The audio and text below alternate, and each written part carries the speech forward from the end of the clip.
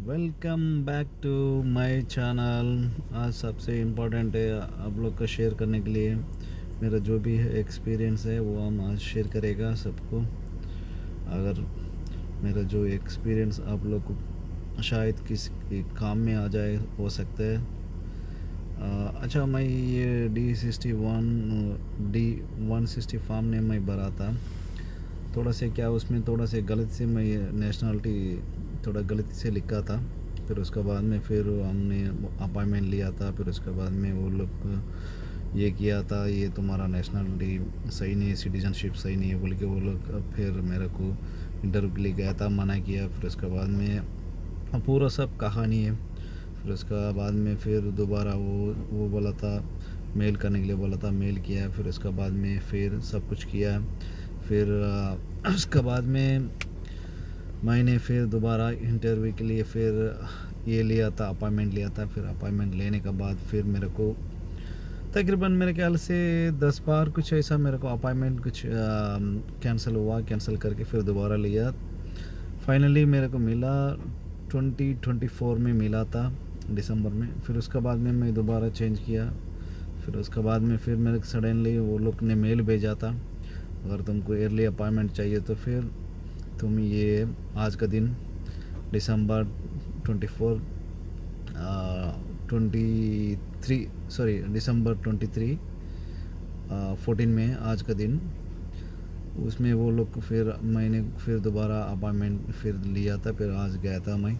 इसमें सबसे इम्पोर्टेंट में क्या मालूम है, जैसे आपने जो उसमें इम्पोर्टेंट क्या मालूम है, अपन को मालूम होना चाहिए। जब ये जो फॉर्म लिखता है ना, हम खुद भरा था, कोई एजेंसी के पास नहीं गया था। फिर अब मेरा नॉलेज से फिर मैं जो भी है मेरा जो इन्फॉर्मेशन फुल मैंने किया था। उसके बाद में सब कुछ ठीक है, वो तो कोई प्रॉब्लम नहीं हुआ, कोई दिक्कत नहीं हुआ। लेकिन क्या सबसे इम्पोर्टेंट क्या है मालूम है, अपना प्रोफाइल अच्छा होना चाहिए, वीज़ा का जो अच्छा अपना जो स्टेटस अच्छा होना चाहिए। वो स्टेटस अच्छा होने के लिए फिर क्या करना है, अपन तो कुछ नहीं कर सकते हैं। अपना जो कंपनी का ऊपर रहता है, वो जो कंपनी में आपने जो कौन सा काम कर रहा है, कौन सा सेक्शन में कर रहा है, वो तो अपना हिसाब से वो लोग वीज़ा देता है, वो हिसाब से फिर आप उनको वीज़ा लगाता है यूएई। ओके, फिर उसके बाद में फिर हम तो मैं पहले तो मैं थोड़ा क्लर्क का वीज़ा लगाया। फिर उसके बाद में कंपनी से, फिर उसके बाद में फिर सेल्समैन लगाया। उसके बाद में अभी फाइनली फिर मेरे को अभी ड्राइवर का, लाइट ड्राइवर का बनाया था। फिर मैं उसके बाद में मैं अप्लाई किया था, अभी कभी मार्च में किया था, मार्च में 2023 में मार्च में किया था। फिर उसके बाद में फिर ये सब कुछ कहानी हुआ था। वो आने के बाद फिर मैं आज फाइनली गया था। जाने के बाद वो मेरा प्रोफाइल पूरा चेक किया। प्रोफाइल चेक करने के बाद उन्हें डिसाइड किया, बस 4-5 सवाल पूछा था। वो भी सवाल आपको मैं शेयर करता हूँ। वो क्या पूछा था, जैसे गया था पासपोर्ट दिखाओ बोला था, फिर मैं पासपोर्ट दे दिया। फिर उसके बाद में वो पासपोर्ट निकल के मेरा नंबर सिस्टम में मारा। उसके बाद जो D160 का एक बार कोड होता है ना, वो बार कोड में डाल के वो चेक किया। फिर वो सब सही है।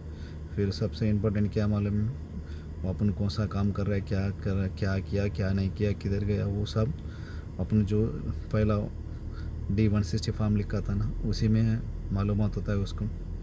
फिर वो सवाल 4-5 सवाल पूछा। सबसे इम्पोर्टेंट इतना तो वो नहीं है, वो नॉर्मल क्वेश्चन है, नॉर्मल सवाल है। वो सवाल भी इतना वो नहीं है। तुम कौन सा काम कर रहा है वो पूछा था। बाकी तुमको कोई रिलेशन है, मतलब रिलेशन किधर, रिलेशन पूछा, यूएस में नहीं पूछा, इधर दुबई में कुछ रिलेशन है करके पूछा। हाँ, कोई मतलब रिलेशन मतलब कोई भाई बहन है कोई इधर रहता है ऐसा पूछा। फिर उसके बाद में फैमिली के बारे में पूछा था, फैमिली इधर किधर रहता है, तुम्हारा बच्चा बीबी किधर रहता है करके पूछा था। हम तो हमारा होम कंट्री में। फिर उसके बाद में क्या सैलरी पूछा था, मैं तो इतना सैलरी करके बताया, उसको सर्टिफिकेट भी दिखाया। बाकी उसके बाद में वो पूछा था कोई तुम इंटरनेशनल ट्रैवल किया, हमने बोला था 2 कंट्री गया था। फिर उसके बाद में वो पूछा था, और 1 साल पूछा था, वो भी इतना वो नहीं है।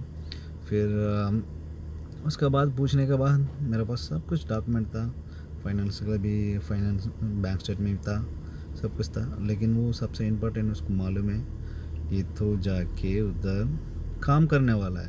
हाँ, ये तो जाके काम करने वाला है।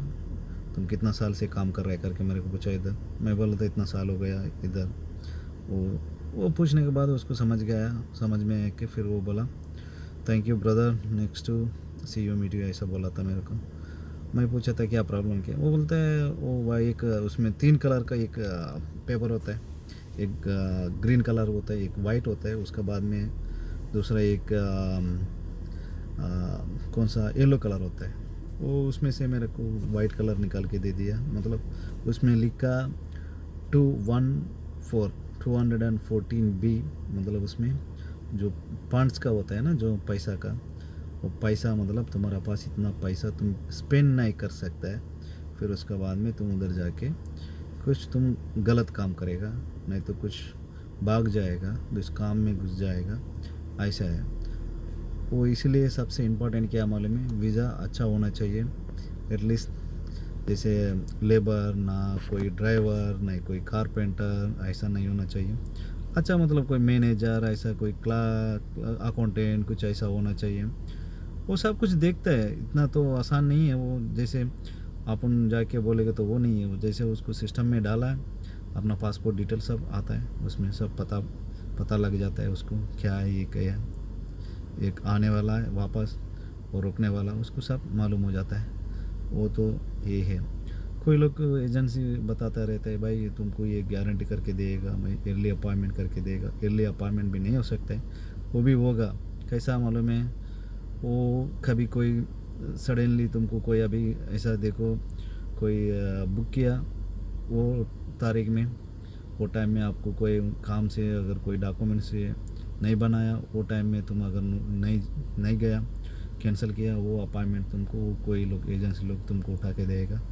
रात दिन देखते रहते कौन सा खाली है वो निकाल के देगा।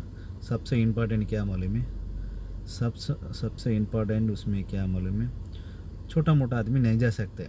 हाँ, कोई लोग लक हो सकता है, अगर कोई लोग भी ऐसा कोई बाहर से वीज़ा लगाता है, वो करता है ये करता है, वो कोई मतलब फ्रीलांस का वीज़ा लगाता है, उसमें तो कोई अपना मर्जी से क्या कुछ भी का वीज़ा प्रोफेशनल लगा सकते हैं। अगर उसमें अगर 10% अगर ऐसा भी हो सकता है, 10 लोग भी जा सकते हैं, अगर वो टाइम में उसका किस्मत होना चाहिए वो टाइम में।